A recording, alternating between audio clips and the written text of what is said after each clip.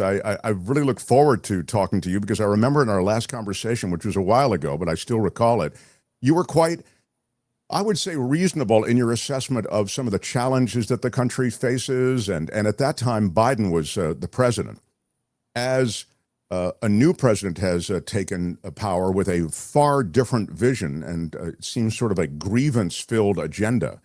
I'm anxious to get your thoughts, but I'm also anxious, as I was just saying in the introduction, to get your thoughts in the context of what you know so well, which was the disposition of a progressive pope, I guess you might call him, toward many of the issues that this current administration, representing your party, the GOP, at least on some level, has taken almost an oppositional view of. I mean, climate, human rights, this sort of thing. Can you speak to all of this, Ambassador Rooney? Well, sure. I'm not sure what my party is anymore. Where's Ronald Reagan? Where's 41 and 43? We're out in some dangerous territory here, and a lot of historic norms are being uprooted. A lot of very aggressive language is being used, and I think people are scared. I think the polling that you just showed, if 52% of people are concerned, that means 12% are the former historic Republicans who probably voted for Trump like I did because I didn't want socialism, but I'm not so happy right now. There is, I've just spent some time in Tennessee, and what I was getting, because there are a lot of folks who voted for Trump there, there is a sense along the lines of what you just said, which is, well, I voted for him because those Democrats are the big bad wolf. What was it in the Biden administration that you thought, well, this really is the beginning of socialism here? Well, I'm just curious if you follow up on that. Well, I didn't like either of the big spending bills. COVID was over. There was no reason to do that. He just wanted to get this liberal agenda out there and fund it, and he wasted a lot of money. And liberal agenda, you mean like green energy type stuff? Yeah, the so-called Build Back Better and the so-called Reduce Inflation bill. I think that green energy, non-combustible engines, is going to come anyway. The market will deliver those, and the market's trying to deliver them right now if they wouldn't distort the market with these subsidies. Just ask Jim Farley, the CEO of Ford. He'll tell you. Sure. Look at Texas. We had the story yesterday. Their wind and solar energy is pulling up to the levels of what they're getting from fossil fuel energy in Texas. It's quite impressive. Mm-hmm. So even a state which is all oil and gas, that's Texas, is recognizing what you're saying, which is that the markets will take care of that. Now there's wild, aggressive control of the markets by this president. Can you speak to that? Yeah, I think there's a lot of unhinged things taking place right now. A lot of very aggressive behavior, a lot of talk about disobeying court decisions. It may come down to the Supreme Court protecting our institutions in this country. And the Supreme Court, has always, I'd suggest, on some level been compromised, but it would really appear, wouldn't you say, Ambassador, that you have a court that's very much compromised? I'm not saying it's completely over, but it's a pay-to-play court in a couple of spots. Yeah, they've leaned in for Trump on a few things, but I think that when you get to the ultimate, what do you call it, the puke point, when he does something that's just way too far, I'm counting on John Roberts to protect us. Now let's talk about this Pope, and I'll double back and we'll get to some of the politics of America as well, because I think things should dovetail. This Pope really seemed to be signaling a new age in the Catholic Church. I know that's probably been said about other popes in the past, because every bit of papal leadership has had its own stamp. But this guy really seemed to see us as humans in this place as conservators of the planet. He was very welcoming of the outsider. He seemed to reflect almost just an openness to even the question of gays in the church, as you know. That became something that this Pope who just passed away, Pope Francis, embraced. Yeah, he may have been the most humankind-centric Pope since Leo XIII. And he focused on people. He focused on marginalized people. And how can a church argue with that? I mean, that's what a church ought to do, really. He took on Trump a bit too. He took on the GOP agenda. I mean, as it became in his vision, I would suggest, this is my word, not his, but I'll just say it was kind of an ugly agenda against the backdrop of what he believed. He pushed back on it. He pushed back strongly on the immigration business. And I loved his quote when he went to Lampedusa, opposing the globalization of indifference to migrants. And, you know, we need to solve the immigration problem. The American people want the immigration problem solved, but we need to do it in a rational manner. That means stop people from coming in, which I will say Trump's done, and then vet them and only let people in that are clean and contribute to this society and can have a job. The rest of them, I'm not sure we need them. Yeah, it's, you know, the immigration issue. I think Democrats and Republicans both agree that it's an issue, and both parties have used it as a cudgel politically. But, you know, if it hadn't been for Harry Reid, George Bush would have solved this in 2007 with his comprehensive immigration reform bill, which was a bipartisan bill. But the unions fought it, and he couldn't get it through. And some of the crazy conservatives that called it amnesty said the same thing. And that same dance was done recently, right, Ambassador, in the last year? Yeah, Marco Rubio got it passed through the Senate, but Boehner wouldn't bring it up in the House. Right. I mean, you realize how politics get in the way of good ideas and even bipartisan ideas. Yeah.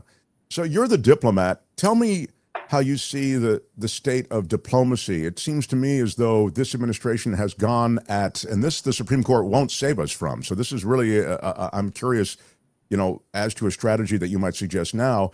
This administration has gone after our allies, Canada and Mexico, getting smack-talked, getting threatened, you know, the Panama Canal, Greenland, Middle East. There's just the footprint of aggression, either aggressive rhetoric or literal military flexes on the part of America seems pretty broad. Yeah, I keep thinking of one of the Chinese guys, maybe it was Mao, when they said, what's going to be the impact of the French Revolution? He said, it's too early to tell. Mm-hmm. There's things going on right now, rocks being tossed up in the air and coming down in a different place vis-a-vis our longtime relationships with our best allies. And we don't know what kind of damage is being done to the psychology of our allies. I mean, they're feeling a vulnerability they haven't had to feel since 1948. They're confused. Where is the United States here? And I'm concerned about the damage that could be done there. And I think some of the hedge fund guys, I think it might have been Ray Dalio and Bill Ackman, said it pretty well, that they're doing serious damage to the fiber of our relationships with our European allies. Yeah, there's reputational harm that's real, and it's taken us decades. You know this probably better than anyone, or better, and anyone in this conversation, that it takes decades. That post-World War II period, America stood for so much, and we paid for so much. We really were the shining light. I don't know how you would characterize us now. I think we've frittered away the gains of World War II and the Marshall Plan. And we've empowered some right-wing parties in Europe that, you know, who knows where that stuff could go. But it's different in Europe when you get those kinds of sentiments. We've seen that before, and it's not good. As you look at Europe and you look at Orban and those who have taken kind of this softer right-wing power, I see us as maybe falling into a vulnerable category that way, where, you know, you still have the vote in all these different countries, of course, but we know the vote just doesn't really matter often. You still have opposition, but, you know, you have opposition kind of like you have opposition at a Harlem Globetrotters game. You know, tell me how this all games out. I mean, you know, if you're back in a Trump cabinet, or you're back with the president's ear in any way, what's the blueprint for getting out of this, or at least, you know, stopping the bleeding? What I'm hoping is that, like the first term, we come to find out that he's a lot more bluster and talk than he is act, and that he's going to get these guys in one by one. They're going to kiss the ring. He's going to get feted. He's going to feel real good about it. And he'll cut some deal that doesn't really change the economics that much. That's what I'm hoping. Yeah. That's what happened in the first term. Yeah, I mean, there is a part of, I think it's one of the things that propelled him to power. There's a part of the thinking which is he is bluster. He talks a lot. He likes to talk probably too much, and he smack talks everybody because he feels, whatever the reason is. But he won't really do anything. But then he deports these people, goes with a very aggressive, deports without, you could have deported these people, Francis Rooney. You know this is true. These immigration courts, they're like traffic courts. It's not real hard. It doesn't move like over multiple days like a murder trial. And I'm surprised that they just didn't go through that. Me too. Yeah. Why not? Why not go through the process, show them the evidence, and the guy's gone the next afternoon? Yeah. And because we are a nation of due process, and I don't think it's good to forget that. And I would say it's one of the things that I think represents a cornerstone of America. When you come here to start a business, when you come here as an aspiring immigrant, don't you look toward the American justice system will give me a fair shake. The law and order aspects of this country, I think, are a real important part of our reputation, don't you think? I do. I think rule of law and a free press are the two most important institutions to guarantee a free state and a free people. So when you look at this guy who's now head of your party, and as you say, you don't recognize your party now. I think George W. is head of my party. Exactly. Okay, so time stopped for you. All right. But where does that leave people like you? There are a lot of people like you. Yeah, we're pretty much like the Israelis wandering through the desert. I spoke to a group of people yesterday, retirees, that are asking these same questions. They're very concerned about their grandkids. And I said, I think it will sort out somehow or another. It may take getting through this Trump period of boundary layer turbulence, but we're still a strong country. We have strong institutions. We have a free press. We have the Supreme Court. Yeah, I would say to you that these institutions are taking on water, though. That those people you speak to who have grandkids and who have those concerns, they're right to have these concerns. I've got grandkids. I'm concerned about. There you go. When you mentioned the free press, Donald Trump has gone after the free press, as you know. His lawsuits have borne fruit for him. When he went after ABC said, let's just settle. It's easier to settle. Pay the guy $50 million. Right. Remember New York Times versus Sullivan and the Pentagon Papers. They need to fight. They need to defend the freedom of the press. That's what they're there for. And if we lose that, we have a real problem. We're back. We're right down there with Venezuela. Yeah. And it does appear that there's an unrelenting, aggressive push to undermine the press, right? Facts get in the way of the agenda. I think you have the New York Times and the Washington Post, but I don't know how much else you've got right now. And you have an attempt, as you know, to sue both. Trump is always trying to cook up a suit or an investigation of some kind, it would seem. So, well, as we wrap up, Ambassador, I just see all of these areas. I see how you've changed. I see all these areas of potential issue, and for you, a real painful period, if I can use those words, because I think there is. You're seeing when you have to say, well, I'm counting on the Supreme Court to essentially save the republic. I think, that's a five-alarm fire. Look at a couple of other data points, if I have it 1 second. Yeah, of course. Imagine we have J.D. Vance pushing on the president a most anti-Republican, pro-labor Secretary of Labor. We could have got a better deal out of Joe Biden. Where's this stuff coming from? And now they're all talking about raising tax rates and greedy corporations. Well, we're supposed to be the people that believe in capitalism, believe in the good that corporations do by hiring people, making good products that people want to pay for. What part of the sand is our feet in? Are our feet in? Sure. Don't you think the propaganda, I'm just going to call it that's associated with these tariffs and trying to bring American manufacturing back is just that? There's an absurdity to it. Well, look at our cost structure. We could never compete. What do you want to make? You want to make shirts? You want to have someone with 40% benefits of Social Security and Medicare and all that, 45% benefits plus a minimum wage making shirts? There's no way. You need to make those shirts in Bangladesh. Sure, exactly. And when talking about trade and talking about China, you know this, but China is not ringing your phone off the hook, Donald Trump. We know that. It's not the Chinese style. The whole Trump style and the Chinese style couldn't be more opposite. I mean, he has a very in-your-face style, and they have a very, we'll wait. We've got a long, long history, and we don't need America. And I feel as though we're getting on an adversarial footing that's quite dangerous. Do you agree? Well, they do have a perspective that no Western mind can handle and totally understand. And like the comment about the French Revolution, we thinking, it's like they used to say about Iran. We play checkers and they play chess. They just, I think, have a longer time horizon than, and we, Trump particularly, I would say, is I want it now. Everything's very cranked up to 10, Ambassador. Yeah. And I don't know that is so effective, particularly with the Chinese. Tariffs have never worked for anybody yet. I don't think it's going to work for him.